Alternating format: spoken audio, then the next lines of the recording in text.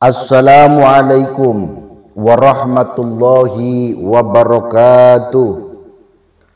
Alhamdulillahilladzi dallana ila sabilil jannah. Ashhadu an la ilaha illallah wahdahu la syarikalah wa ashhadu anna Muhammadan abduhu wa rasuluh la nabiyya ba'dah. Allahumma sholli wa sallim ala sayyidina Muhammad ibn Abdillah sayyidil arab wal azam. Assalatu wassalamu alaika ya sayyidi ya Rasulullah, khudh biyadi qallat hilati adrikni. Saudara-saudaraku semuanya,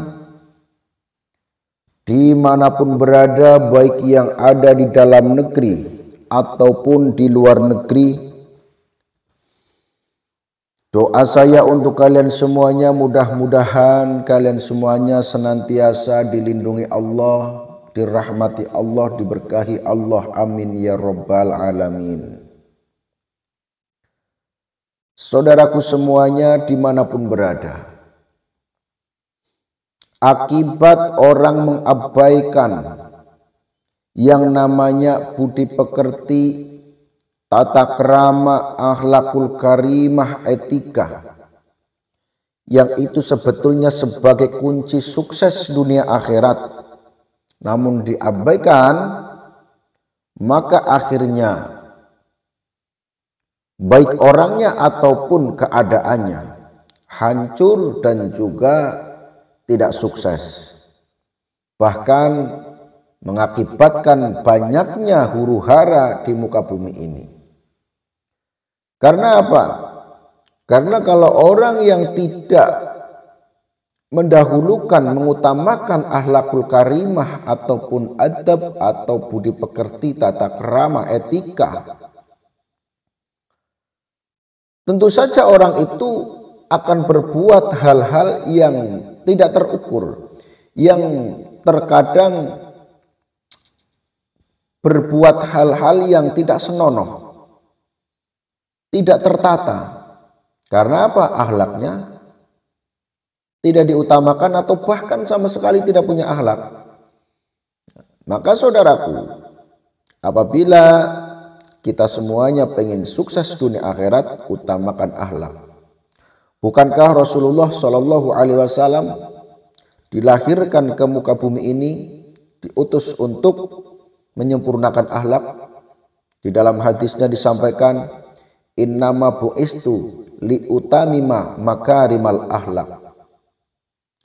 Sesungguhnya saya diutus untuk menyempurnakan akhlak. Itulah sabda Rasul, yang mana Rasulullah Shallallahu Alaihi Wasallam ini sebagai suri tauladan buat umat Islam, yang mana terkadang orang-orang banyak sekali dan mudah sekali menyampaikan cinta Rasul, cinta Nabi, Nabi Muhammad suri tauladanku. Namun apa yang terjadi di muka bumi ini? Bersolawat bukan ada niat untuk mengagungkan dan mendoakan Rasulullah, namun ada hal lain, contohnya agar kelihatan keren, kelihatan alim, kelihatan oke, dan lain sebagainya. Ini yang terjadi, saudaraku. Sehingga di dalam bacaan sholawatnya tidak ada ruhnya, ya, tidak ada efeknya. Seharusnya orang yang ahli sholawat itu, orang tersebut seharusnya akan lebih santun, lebih bisa mengendalikan diri, lebih bisa menahan nafsu, sehingga kemungkaran itu tidak merajalela. Bisa amar ma'ruf dan nahi mungkar secara nyata, tidak hanya di ucapan saja, tapi secara nyata. Amar ma'ruf nahi mungkar itu dilaksanakan dengan Ya namanya amar ma'ruf ya harus ma'ruf juga di dalam melaksanakannya. Mencegah kemungkaran juga dilaksanakan dengan disertai dengan akhlakul karimah. Bukti nyata orang yang tidak mengedepankan akhlakul karimah akhirnya tidak bisa menjaga lisan, tidak bisa menjaga hal, atau tidak bisa menjaga perbuatan. Perbuatan seenaknya sendiri, lisan mengucap seenaknya sendiri. Ya, ini kalau sudah tidak mengedepankan akhlakul karimah, remnya tidak ada, ngomong sekarepe dewek, mudah menyinggung perasaan orang lain, menyakiti perasaan orang lain. Terkadang ada hal yang kecil ya, akan tetapi sebetulnya efeknya itu sangat membahayakan, baik di dunia ataupun akhirat. Namun banyak orang yang masih melaksanakan juga. Contohnya, yang mungkin dikira orang itu tidak sedang berbuat zalim, tidak sedang berbuat kemungkaran. Contoh saja, memanggil nama orang dengan panggilan bahasa lain daripada asma lakob. Kalau di tempat kita istilahnya, ya sebutan yang bukan nama aslinya itu bukan nama panggung, bukan. Kalau nama panggung tentu saja itu sudah didesain oleh dirinya sendiri, pasti tidak menyakiti kalau orang lain menyebut dengan nama panggungnya. Ini bukan nama panggung, jadi asma lakob, asma sebutan. Itu kalau di daerah kita saya lupa itu.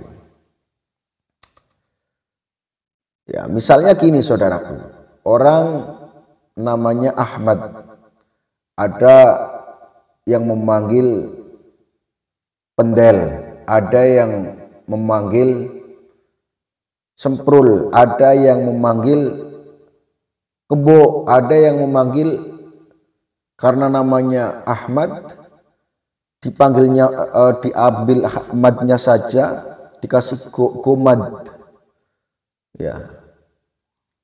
Padahal orang itu tidak ridho misalnya. Itu termasuk orang itu sebetulnya sedang berbuat zalim, dosa itu. Hal itu akan menghalangi jalan kita untuk menuju surga, justru akan membuka jalan dan pintu menuju neraka. Hal ini terkadang diabaikan saudaraku. Ya.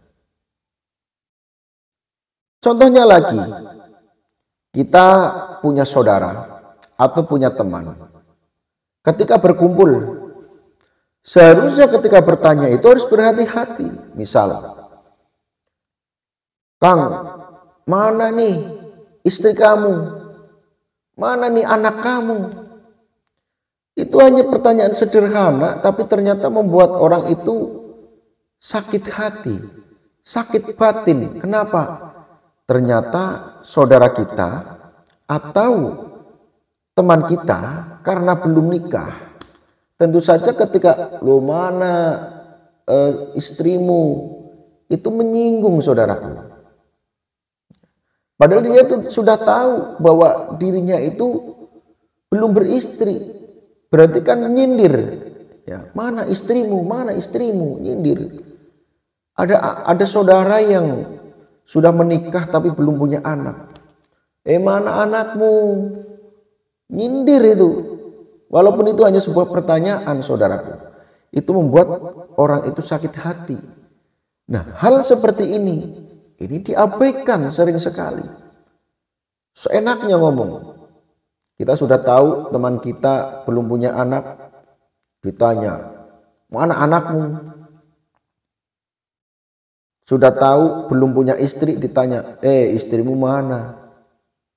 Sakit hati saudaraku. Jangankan yang sudah tahu, yang belum tahu pun Harusnya kita berhati-hati, tanya dulu dengan teman-teman atau dengan pertanyaan yang lain. Misalnya sudah berkeluarga kan, lama nggak ketemu, misal kalau tidak tahu. Belum Kang, oh belum, mudah-mudahan secepatnya gitu. Jangan mana istrimu, itu menyakitkan hati saudaraku. Marilah kita bangun kembali adab kita, tata krama kita. Kita harus hifdzul lisan, hifdzul hal, supaya kita semuanya ini senantiasa dicintai oleh Allah Subhanahu wa taala. Dan marilah kita berbicara yang baik, hati-hati dalam berbicara. Jangan berbicara yang bisa menyinggung perasaan orang lain. Makanya Rasulullah Shallallahu Alaihi Wasallam bersabda, "Man kana yu'minu billahi wal yaumil akhir, falyakul khairan aw liyasmut." Barang siapa yang beriman kepada Allah dan hari akhir, berbicaralah yang baik atau lebih baik diam. Jadi kalau tidak bisa berbicara yang baik, lebih baik diam, tahan, jangan ngomong. Sehingga barangkali ini kalau saya ngomong menyakiti hati orang lain.